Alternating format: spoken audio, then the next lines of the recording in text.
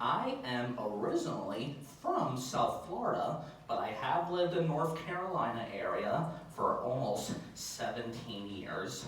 Prior to my life, prior to 5 weeks before the pandemic, 5 weeks after graduating, so 5 weeks before the world changed forever because of the pandemic, I moved into my very own first apartment in Orange County, North Carolina, and I'm very glad that this past month on the 8th was my 2-year mark back.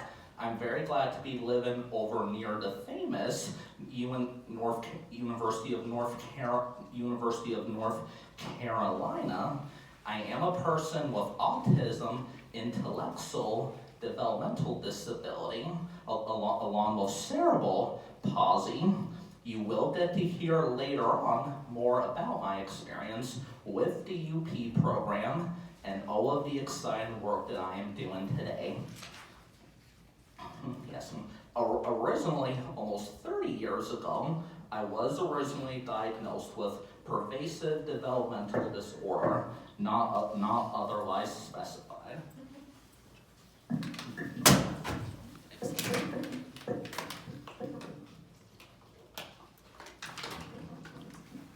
Originally, my family was told that I would never talk, which I do, and that doctor I did email, but did not hear back from. but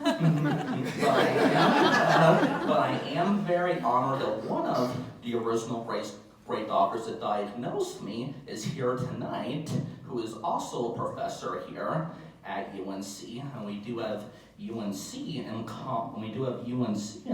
common as well. I did have many years of speech therapy, which did help me learn how to talk at a young age, and many years of OT. But definitely the power of hope and goal sense from a young age really helped with self-determination from a very young age. And I was not diagnosed with CP until the age of 24. I'm 32 and a half. Because my family had high hopes and goals for me at a young age, that set me up for wanting to do more like go to college and work like I'm doing now as a disability advocate. One meaningful experience you'll hear has led to more. College was never talked about in my IEP meetings, but because of my goals to want to learn more, I was able to go to the UP program at Western Carolina University. Hardly the next year will be the 10-year mark of when I did get to graduate. From a young age, being exposed to all the same activities as my non-disabled peers really set me up for success. A big tradition in South Florida when you're a safety patrol is to go up to Washington, D.C. for a few days to experience the cold. Before going into the 5th grade, I knew I wanted to be a safety patrol. I wanted to be able to go to Washington, D.C. with my friends, the first trip without the family.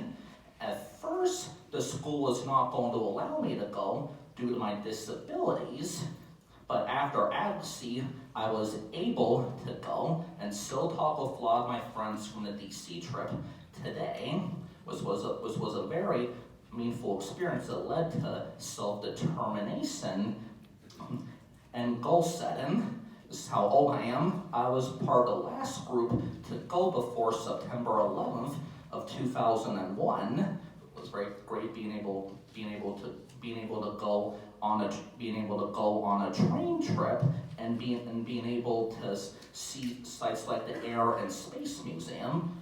Even though my academics were nowhere like it is now, it was important to have the experience of being able to learn about the same history as my peers, as any 10-year-old would want to go on a trip without their family. Now, for a young age, even though I didn't always understand, I did go to my IP meetings with my mom, which really helped with goal setting, and by knowing the importance of my story and progress, prepared me for advocacy in life and helped preparedness for person-centered planning meetings, has also helped with more with, as I do with the innovations waiver and with person-centered planning meetings. I demanded that my goals be respected and I would be able to achieve them, even though others did not always think that I'd be able to. Now, my mom and I first heard about the UP program in early February of 2012 when she was doing some research on thinkcollege.net. For a while, just before, right after graduating from high school, for a while I was in a compensatory ed program, which for some people would work, but there were really not much high achievements or goals and no progress to self-determination. So I did stay for a while, but was then given good reason to leave. So as I got better in early 2012, I knew I wanted to have more educational experiences in higher ed. So that is when we were able to learn about the UP program, which I also do love Western because their color is purple, which is also one of my favorite colors. But I do also love the UNC blue as well. At first, my mom told family about my getting to go to Western. Some people thought she was nuts, but but because I had been pretty cooped up in a house for a year of a lot of recovering from some pretty tough surgeries, we knew that I was ready to go 5 hours away. Was being able to go to a campus 5 hours where I couldn't just come home whenever really helped with growth and a lot of self-determination. And it has been cool then to hear more about the participatory research. And because when I was in the UP program, my second year, it was very cool being able to do participatory research with Dr. Seb Prone and the faculty, because photo voice is very important. And a favorite saying from my friend and idol Liz Weintraub is nothing about us without us, which is always how it should be even for people with IDD, is to make sure that their voices and experiences are included in the research. That's what makes it more meaningful, is to have the students' voices.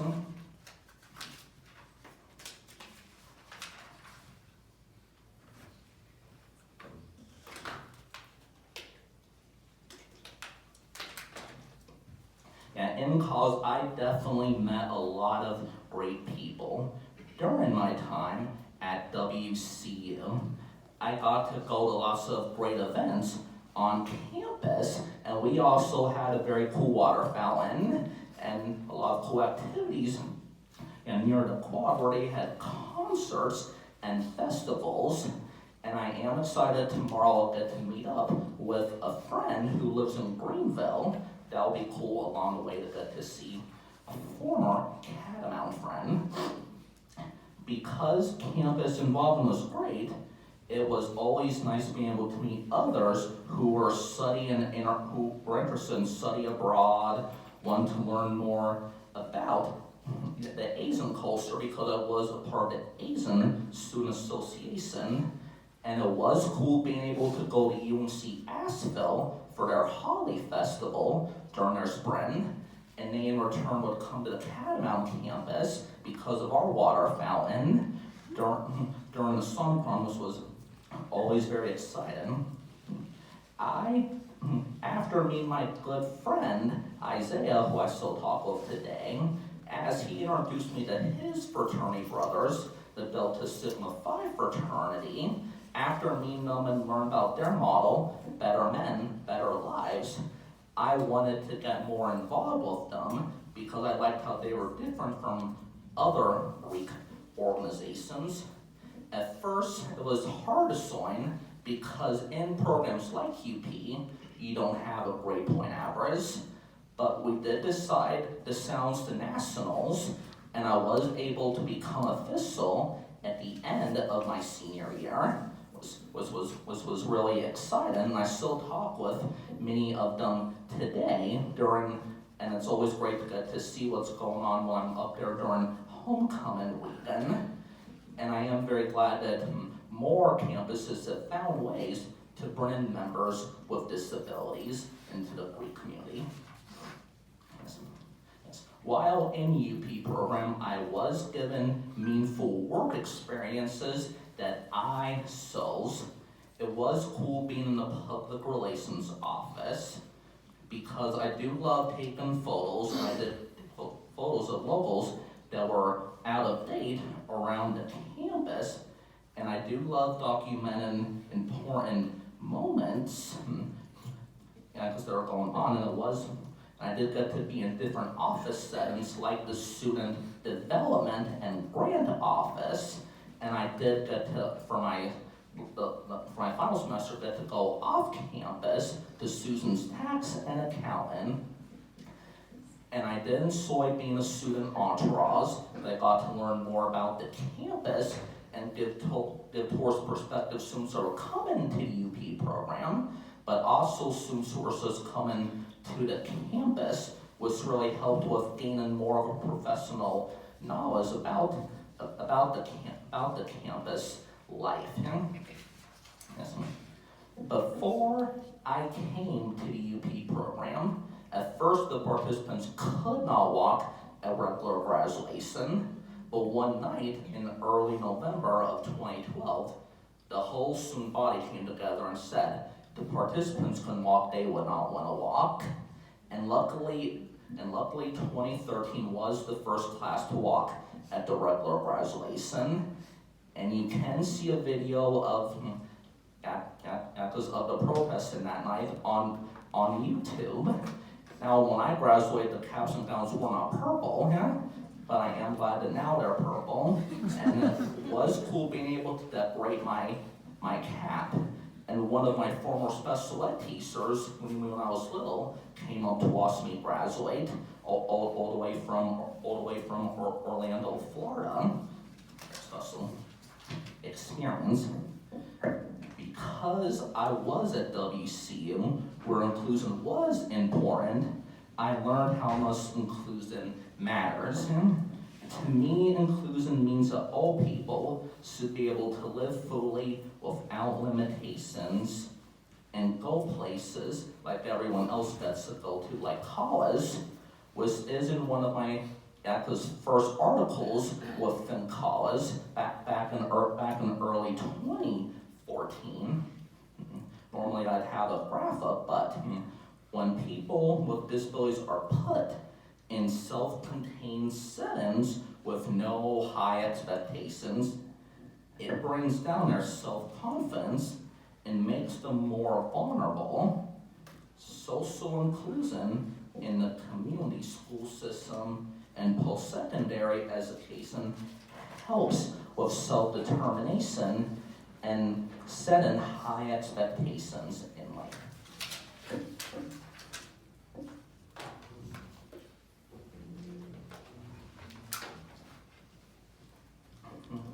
Yes, it was very cool being able to meet one of my idols, Dr. Temple Grandin, in early January of 2017 when she came and spoke at the veterinarian sciences library at NC State University.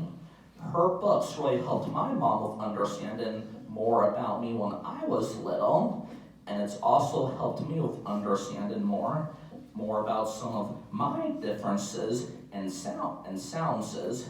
And I do love her book, My Life of Autism, Thinking in Pictures. And having autism really helps with self-determination and I am very good at being able to do birth dates and years. I do have a hard time with other math, but when it comes to years, I'm very good at it, and with putting in perspectives of history or of when something happened a long time ago.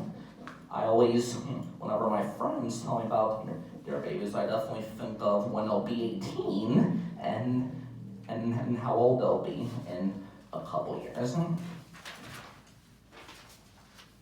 Yes, even after college, I've continued learning, getting more professional experiences. I have stayed active after college with meaningful experiences. I've made it my priority in my work to put the focus on disability policy and advocacy. It's been important to have determination and be persistent in my goal settings. Another coolest one I'm saying is I've demanded to be at the table in my meetings, not be invited. I have been able to experience some pretty cool leadership experiences like LEND, Leadership Education in Neurodevelopmental Disabilities and Related Disorders, and youth lead through the Independent Living, through the Center for Independent Living Coalition. And I am very honored to say that I've also have been a FinCola's policy advocate, where I was able to do legislation in Washington, D.C. I did do it online the first time in 2011, but I'm glad I've been able to go in person to D.C. many more times for professional advocacy experiences. I have received great recognition. My first big award was in 2017 when I won the Laura Lee Self-Advocate Leadership Award at the State of the Art Conference on Post-Secondary Education. And in 18, I did receive the CIDD Impact Award, and my name is on a plaque there. It has made me proud to be recognized as a well-respected leader and advocate in the disability community. I can pave the way for future students who want to go to college and become advocates. I am proud that I am now in a run control department in NC, and that I am close to the UNC campus. One of my first employments after graduation was at the Triangle Disability and Autism Services, formerly known as the Arc of the Triangle. We are still a part, technically, of the Arc, but we decided to expand our name to make it easier for families and other providers in the area. And I was involved at the Caroline Institute for Developmental Disabilities 8 years ago, and I am proud to have paid employment there as a speaker and disability advocate for almost 2 years. I am proud to be part of the LEND faculty as a disability advocate, where I can give in my perspectives. I have been able to travel and go to cool conferences like the Association of Universe Centers on Disabilities, and learn more about the direct support professional crisis and policy. And I also do work closely with the Work Together and see that is covering the ACL grants administration on community living. Yes, I do have 2 podcast hosts. Yeah, my first one that I started in October of 2021 is Exceeding Expectations with Kenneth Kelty.